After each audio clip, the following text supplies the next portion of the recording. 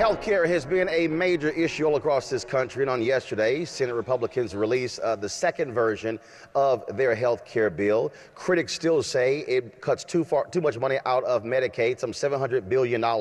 They also say it doesn't do enough when it comes to opioid abuse. The question is whether or not the Senate will the Republicans have the necessary votes. Right now, there are 5 to 6 Republicans who say they still are not satisfied with this bill. This plan helps for out-of-pocket costs, health savings accounts, also $45 billion to combat opioid epidemic. Again, the question is, will that be enough in order to satisfy those moderate Republicans who are also going to be up for re-election next year in order to get them to vote for this particular bill? McConnell cannot afford more than 2 Republicans to vote against this bill, otherwise it dies. The intense pressure has continued on Republicans not to pass this bill. Many folks have been going to jail, getting arrested. And yesterday, Reverend Dr. William Barber, of course, repairs of the breach, state conference president of the NAACP, and of course, an alpha man. He led Clergy yesterday on Capitol Hill, going to the office of Senate Majority Leader Mitch McConnell, making it perfectly clear how they feel about this bill. Let's show you what happened. Senator Mitch McConnell's office, and we are going to call on all of our senators to say no to this bill. It's time for us to go down to the House of Power and challenge the way power is being used to engage in political forms of violence and literal murder. Shut it down! Shut it down! Shut it down! Stay on healthcare. All right, let's go in. There's something deeply wrong in our moral core when politicians who have power can only think to do with that power is to take health care from people. They're shutting faith leaders out of their offices. They're not meeting with the faith community, and we know firsthand how this will kill people. So it's extremely cynical what they're doing. There comes a time when you have to engage in moral and civil disobedience. We're saying today we're going to keep speaking, and if they choose to arrest us while we're praying and speaking, we're doing it, and we're saying to other clergy and other moral leaders, it's time to do the same. People who were sick would be healed. Yes. In the kingdom of God, all people who had needs would have their needs met. Right. Yes. In the kingdom of God, all people... This is not a health care bill, it is a death bill. And we are here to urge life. We stand for life. As I look at this plaque with your name on it, it says that you represent the people of Kentucky. And I happen to know that the people of Kentucky will suffer if this health care bill passes. That's right. You may be okay. Your friends may be okay. But the people who put you in office will suffer because of this bill. 13 million African Americans are on Medicaid. Medicaid, children, disabled, sick people, poor people, working people. This bill is a form of political murder, a form of political violence. Most of us, the majority of people here, that's actually a healthy reaction to loss. It is not a negative. This is the United States Capitol Police. You are in violation of the law. If you do not cease premises at this time, you will be arrested. This is the third and final warning. Third and final warning. I was turned away from the hospital and sent home. Remain in the perimeter. You will be arrested. Healthcare. Healthcare. Healthcare. Healthcare. Justice. Justice Is a human right. A human right. Ain't gonna let nobody turn me around. Turn me around.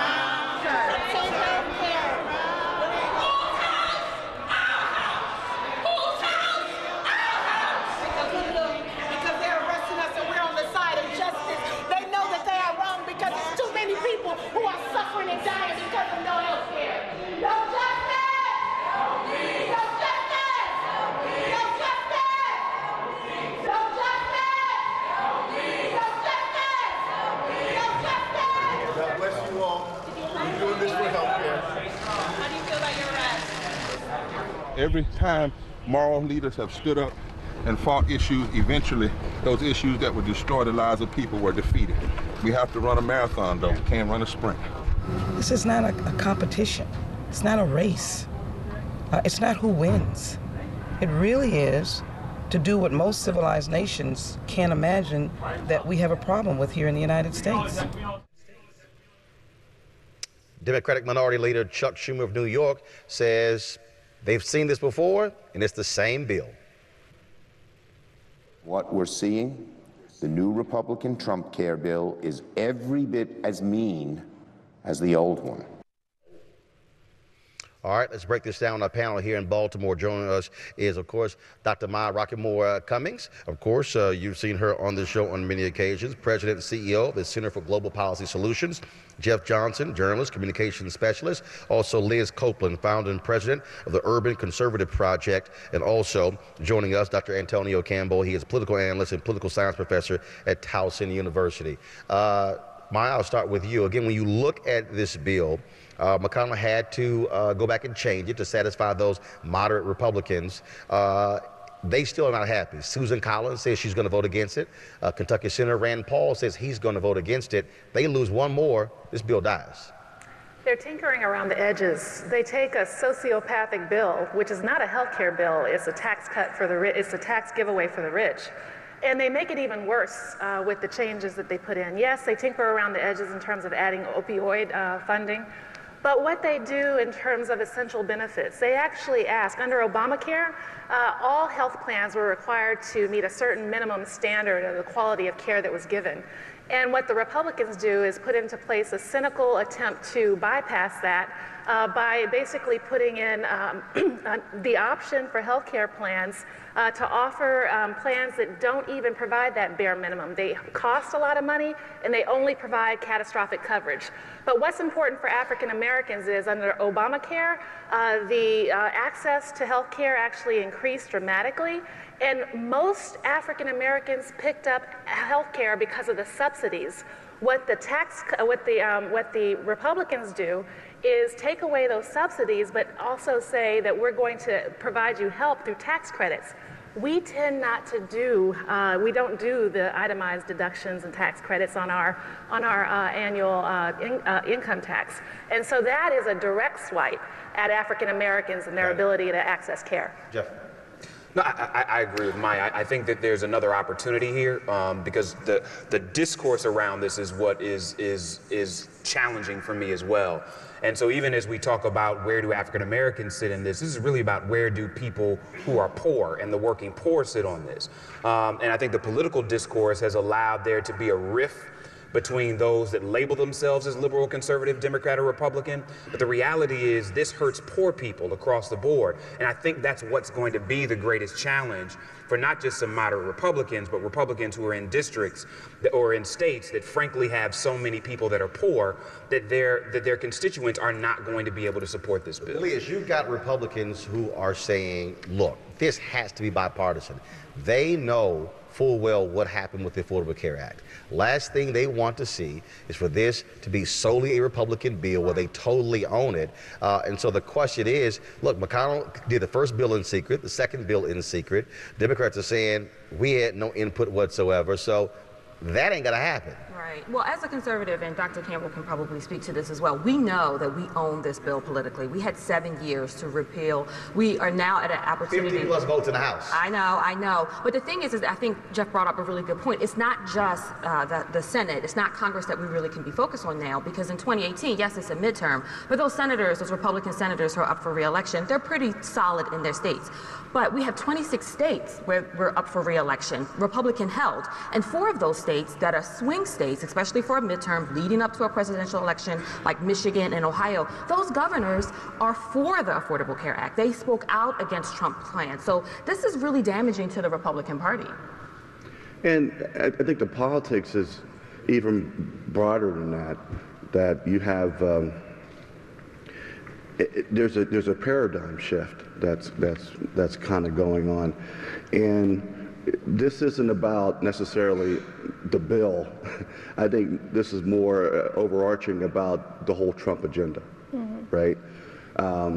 So the bill's going to get passed. The question is, how much play is there going to be? So you actually think the Senate will actually pass the bill? It'll pass a version of this bill because they've put themselves on the line to pass a version of the bill. I do not. I don't think they're going to be able to pass a bill. I think, well, okay, I think we're at the precipice of the people didn't think that Trump was going to get elected either. Yeah, there was a lot in play with that election. You and I both know that. I was a part of the Never Trumper, but when he became our nominee, I voted for him. In hindsight, I realized that with how he presented as a candidate, even though he said he would become presidential and he would lead this country in a better direction, he has yet to demonstrate those abilities to do so.